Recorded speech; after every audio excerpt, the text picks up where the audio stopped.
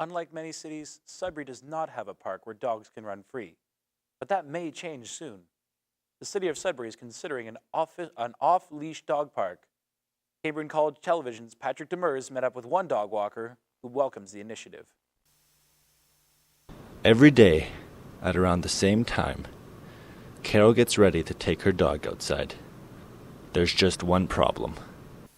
There's nowhere in Sudbury to take your dog.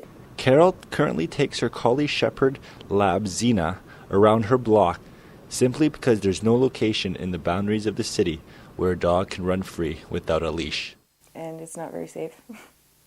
Her dog was almost hit by a vehicle a few months back, and Carol says that the idea of an unleashed dog park has a lot to offer. Wouldn't need a leash, first of all, and second, there's a designated area to bring your dog. Like right now, Sudbury doesn't have one of those, so anywhere that you go to bring your dog, let's say to the lake or something, you have to have your dog on a leash, or people complain about it. So having a dog park would be great for everybody to bring their dogs to.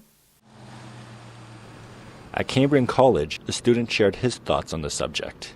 I think it's a good idea because, I mean, they're going all around town anyways without leashes. So if they have somewhere to do it without interfering with others, I think it's a better idea than just roaming the streets.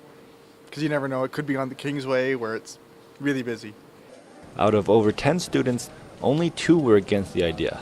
Mike was one of them. I think it's a bad idea. There are a lot of unfinished projects around the city of Greater Sudbury, and it costs too much money to build. Pierre is the interim chair for the Greater Sudbury Dog Park Committee. In terms of cost, what generally happens is dog owners, or those who are spearheading dog parks, are one of the only groups that actually have to pay for the full cost of for the use of a park. Generally, people that have children or play tennis or any club like that, usually the city will pay for building whatever facility. Pierre says when it comes to a dog park, the city looks at the committee to fund the construction and says he has absolutely no idea how much it can cost. He says the committee is just getting started. We're really at the beginning stages of the process because the city of Sudbury doesn't actually have any framework to approve a dog park, because the only laws or bylaws in relation to dogs is the fact that dogs have to be leashed. So to create a park or a run or an area for dogs where they can go off leash, the city has to have a framework. So we're not there yet. So we're really at the beginning of proposing something to the city that they can create. Right behind me is the proposed location for the dog park. It's right across the street from Boston Pizza, and it used to be a gravel pit. The land is unstable, so it cannot necessarily be used for anything else. As for Pierre Perrault, he says his next step is to finish structuring his committee and as well hold a formal election for chair. From there, they will perform a study and bring it to council's attention. And Carol is hoping for the fact that one day her dog can run free with others like her.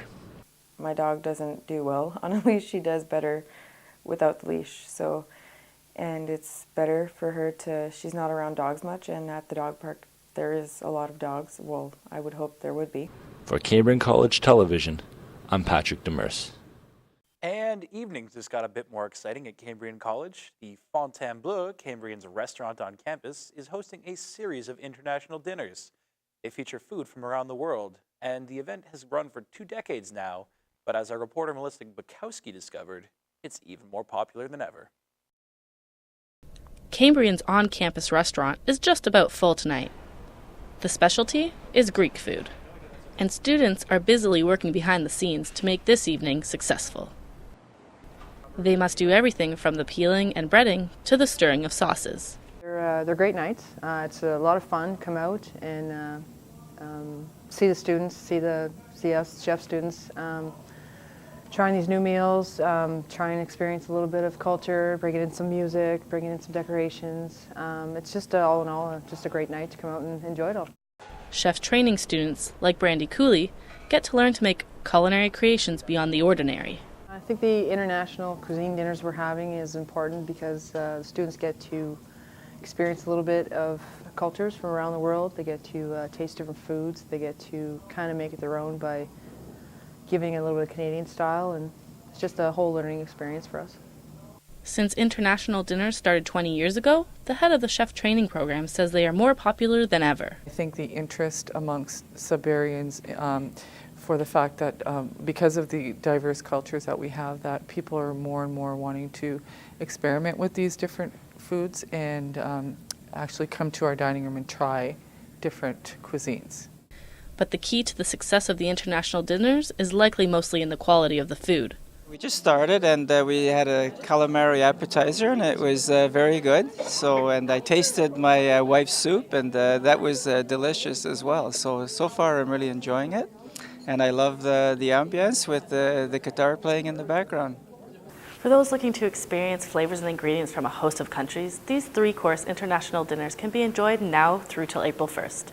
For Cambrian College Television, I'm Melissa Bukowski. Thanks, Melissa. My tummy is certainly rumbling. And that's the news for today. Tune in next week for another news bulletin. This has been a production of the Broadcast New Media program. For Cambrian College Television, I'm Matt Moskal.